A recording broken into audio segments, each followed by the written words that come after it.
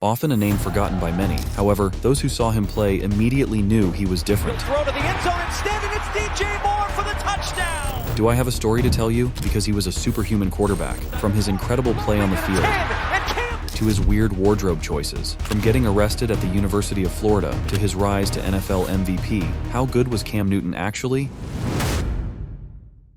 However, despite this, it comes as a shock that he wasn't even interested in football by the time he started his freshman year in high school. While his father and his older brother played football, Newton was more interested in baseball and basketball during his early years. But, because he was too scared of the ball in baseball and constantly got into foul trouble in basketball, he had no choice but to try his luck in football. He found out that he was actually really good at football, and with practice he will become even better. He tried to join his high school football team and got in, which started his football journey. Newton attended Westlake High School in Atlanta, playing for their high school football team. In his senior year, Newton was rated a 5-star and was called the number 2 dual-threat quarterback in the nation and 28th player overall. He received scholarship offers from Florida, Georgia, Maryland, Ole Miss, Mississippi State, Oklahoma, and many more. He committed to the University of Florida at the beginning of his senior year, becoming part of the top-rated recruiting class in the country for 2007. Newton initially went to the University of Florida, where he became a member of the college football team, the Florida Gators, in 2007 and 2008.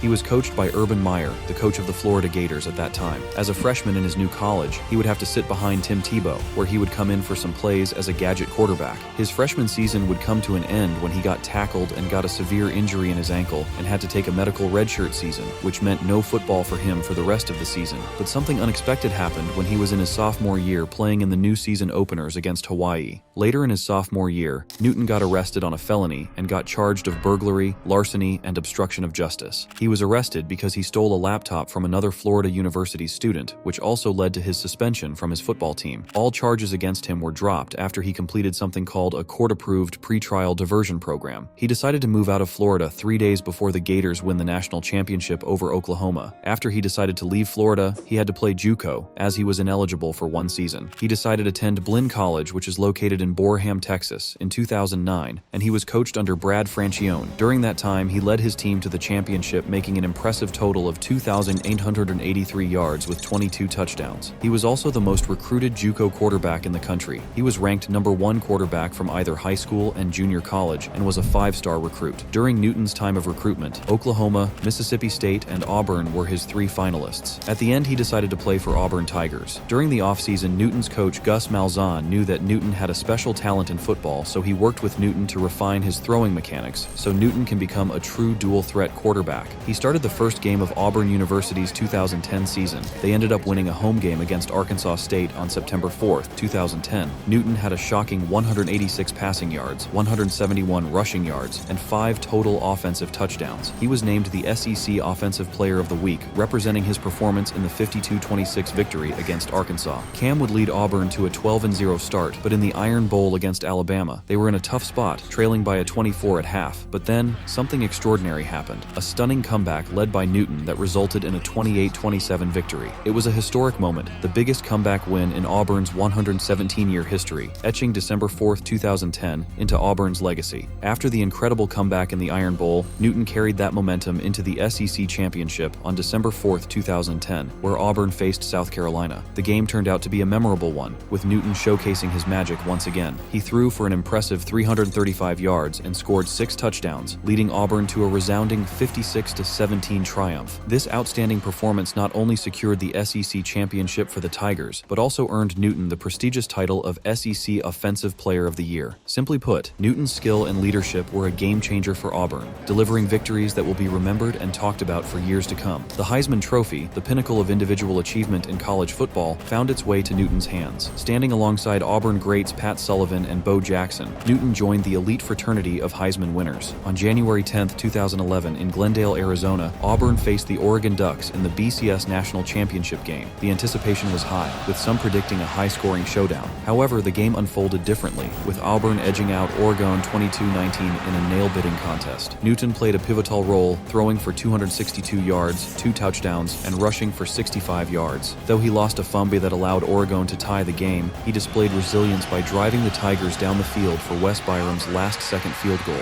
3 days after this dramatic victory, on January 13th, Cam Newton declared for the 2011 NFL Draft, foregoing his senior season. Cam Newton was by far the best QB in his class. With the number 1 overall pick, the Panthers would select Cam Newton. He would instantly start for the Carolina Panthers. At 6'5", 245, with his incredible athleticism, he was a mismatch. In Cam Newton's first game, he would throw for a rookie debut record of 422 yards. Wait, it gets even better. He would follow this up with 432 yards the next game. Cam would end up breaking even more records, becoming the first rookie quarterback to throw for 4,000 yards in a season. He also set the single-season QB rushing TD record with 14. He did this without using the tush push like Jalen Hurts. Let's move on. He would end up winning Offensive Rookie of the Year. Cam would go with his new persona Super Cam. Every time he scored, he would show the S on his chest. In 2012, his second season, Cam Newton would take a step back from his rookie season in terms of overall numbers. He was becoming more efficient and upbeat his team record to 7-9. In 2013, despite starting 0-2, a record which indicated a 11% chance of making the playoffs. Despite this, Cam would lead his team to a 12-4 record, winning the NFC South. They would end up losing to the 49ers in the divisional round. In 2014, Cam Newton would miss the first game of the season with an injury. He seemed plagued with injuries all year. Unfortunately, things were getting even worse. Later in the season, on December 9th, 2014, Cam Newton would get into a car accident. Eyewitnesses said he saw Cam's vehicle flip 2-3 times. We think a truck just turned over on Church Street. It's right near Bank of America Stadium. After being taken to the hospital, it was revealed Cam would have fractured his back. Despite this tragedy, Cam would only miss one game. They would sneak into the playoffs, winning the division at 7-8-1. Cam would lead Carolina to their first playoff win in a decade over the Cardinals. Going into the 2015 season, Cam would sign a 5-year contract worth over $100 million.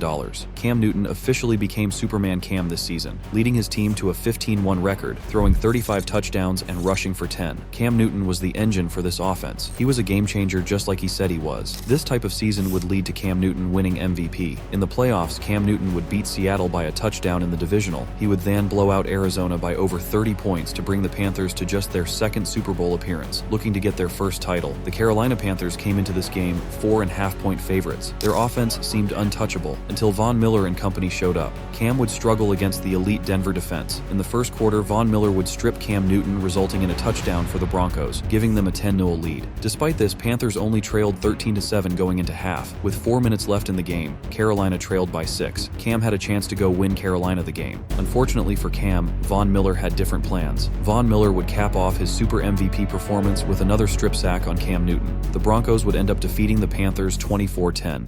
Injuries would slowly derail Cam Newton's career after this. In 2016, he would have a down season. He would go 6-8 as a starter. Cam Newton would have to undergo surgery on his shoulder in the offseason. However, things were looking up in 2017. Despite the bad record, this gave the Panthers the 8th overall picks where they would select Christian McCaffrey. Cam Newton would then lead Carolina to a 11-5 finish. This gave them another playoff berth. His stats weren't even close to his magical 2015 season, but things seemed to be trending up. In the wild card game, in New Orleans, Cam Newton would throw for 349 yards and 2 touchdowns. Despite the good game, Carolina would fall short, losing 31-26 to Drew Brees and company. In 2018, Cam would lead the Panthers to a 6-2 start. The Panthers would unravel and lose 6 straight games. Cam struggled mightily in these games. Carolina would shut him down later in the season, and he would undergo surgery once again. Going into the 2019 season, Carolina's expectations were low. Cam would get injured in Week 2, ending his 2019 season. With Ron Rivera getting fired and a new head coach, Matt Rupe, coming in, Cam Newton was released in the offseason. With all of the wear and tear on Cam's body, it took 3 months for a team to sign him. With Tom Brady's departure, Bill Belichick made a move at the quarterback position. Cam Newton would sign with the New England Patriots. The pandemic had a big impact on the 2020 season. Cam Newton barely had time with the team to learn the playbook properly. Cam Newton would be very inconsistent, finishing the Patriots with a 7-8 record as a starter. The Patriots would bring Cam Newton back for a 1-year contract. But the writing was on the wall when they drafted Mac Jones in round 1. Cam Newton would be cut 1 week before the start of the 2021 NFL season. In November of 2021, Cam would return to Carolina. They agreed to sign him for the rest of the season. He would famously say, "I'm back." This would mark the end of Cam's NFL career. He was an MVP and a true game changer. His personality and on-the-field skills may never be seen again. People seem to love or hate Cam, nowhere in between, making him one of the most polarizing players to play football. Let's remember how joyful he was on the gridiron, bringing back the cheerfulness in the NFL.